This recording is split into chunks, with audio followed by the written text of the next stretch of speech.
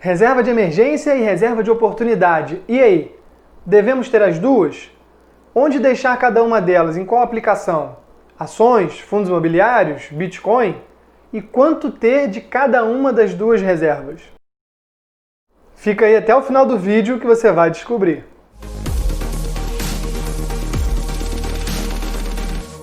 Bem-vindos ao Investimentei. Ouvimos no dia a dia, quando conversamos sobre investimentos, os termos reserva de emergência e reserva de oportunidade.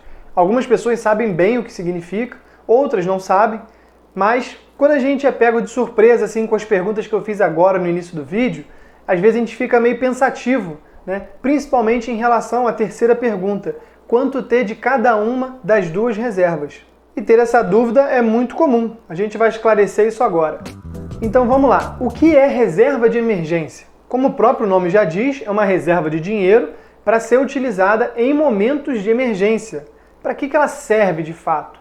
Ela serve, na verdade, para nos trazer tranquilidade financeira, para nos deixar mais tranquilos em momentos difíceis que a gente não tem como prever que vão acontecer. Em 2020, por exemplo, na crise do coronavírus, as pessoas foram pegas de surpresa, muitas perderam seus empregos, muitos empresários tiveram aí problemas nos seus negócios, tiveram que fechar as portas. E aí você imagina quem não tinha nenhum dinheiro guardado, nenhuma reserva de emergência. Ficou numa situação bastante difícil. E quem tinha uma reserva, por outro lado, muito provavelmente conseguiu ficar mais tranquilo e poder pensar no que fazer daí em diante, né, durante a crise. E a reserva de emergência é importante também na vida do investidor, porque sabendo que tem alguma reserva de dinheiro, a gente fica mais tranquilo para manter os nossos investimentos, principalmente aqueles de longo prazo. Porque a gente sabe que se acontecer algum imprevisto, temos uma reserva e não precisamos vender os nossos ativos para poder suprir aquela necessidade. E a reserva de oportunidades, ou também chamada de reserva de liquidez.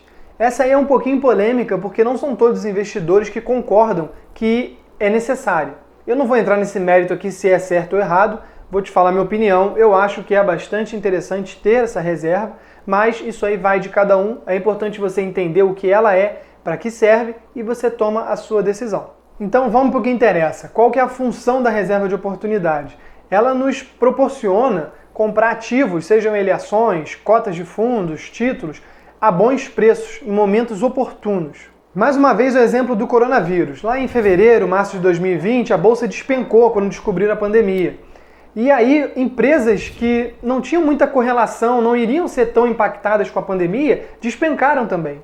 Então, nesse momento, a gente teve uma assimetria muito grande no mercado. O que significa isso?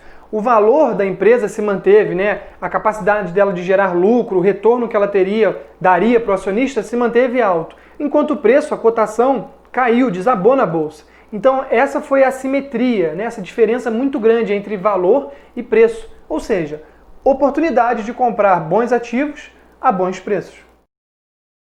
Explicadas então o que são as reservas e para que elas servem, vamos para a próxima pergunta. Onde deixá-las? Ou seja, quais aplicações são as ideais para deixar as reservas?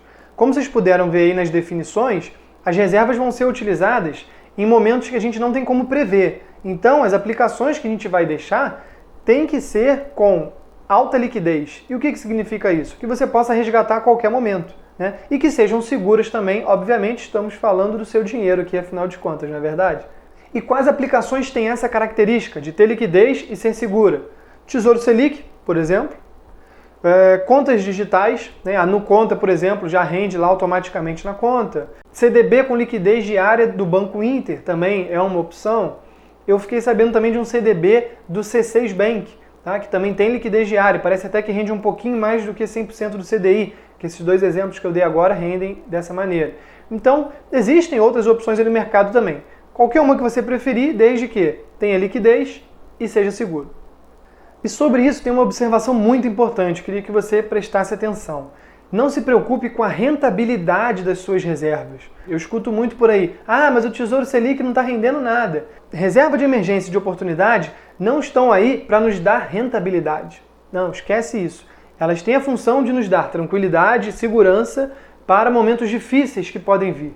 Tá? Então, rentabilidade a gente tem que buscar com outros ativos. Reservas de emergência e liquidez não têm a função de nos dar rentabilidade. Repetindo, para você não vir me perguntar, posso deixar em ações porque rende mais? Esquece essa questão de render mais quando a gente falar sobre reservas. E agora a última questão desse assunto, que eu acho que é o mais importante, né, o mais perguntado, que a gente mais tem dúvida é, quanto tem cada uma das reservas? Vamos começar então pela reserva de emergência, que tem praticamente um consenso no mercado sobre calculá-la de acordo com o gasto mensal que você tem. Então você vai ver quanto você gasta por mês com alimentação, com seus gastos, né? Água, luz, etc., aluguel, educação, enfim, seu gasto mensal. Vai pegar esse gasto e multiplicar por 6. É um padrão aí também usado no mercado. Tá? E aí você vai chegar num valor que seria o ideal para você ter de reserva de emergência. Agora algumas observações com relação a essa questão dos 6 meses de reserva de emergência. Né? Às vezes vai dar um valor muito alto, né? E tem umas pessoas que ficam presas àquela regrinha, né, de primeiro monte a reserva de emergência, depois comece a investir. Você pode começar ali a montá-la, sem dúvidas nenhuma tem que fazer. Quando tiver uns 2 a 3 meses, você avalia. Se você estiver confortável, talvez você possa já começar a investir devagar para você sentir o mercado e até mesmo já se sentir motivado a continuar investindo, a poupar mais para investir mais. Então, avalie essa possibilidade também. Mas como eu falei, isso é muito particular de cada perfil. Por exemplo, se o cara é servidor público, né, ele tem uma razoável garantia do salário dele, do emprego dele. Então, talvez ele possa se dar ao luxo de ter uma reserva de emergência menor, se ele se sentir confortável com isso. Por outro lado, uma pessoa que seja autônoma, né, ela já depende de vários fatores. Numa crise, por exemplo, ele tem que fechar o estabelecimento dele, a reserva de emergência dele talvez tenha que ser de 6 meses a 1 ano. Né? Mas aquilo que ele se sentir confortável também. Então, é muito particular de cada um, isso não é uma regra fechada que você tem que seguir à risca. Né? Você tem que avaliar aí um pouco o seu perfil, como que você é, como é a sua vida, a sua renda e fazer a sua reserva baseado nisso. E a reserva de oportunidades? Bom, ela é algo particular também. Eu vou te falar o que eu faço e que eu sei que algumas outras pessoas do mercado fazem também, que é ter de 20 a 25% do que tem investido, né, de reserva de oportunidades. Tá?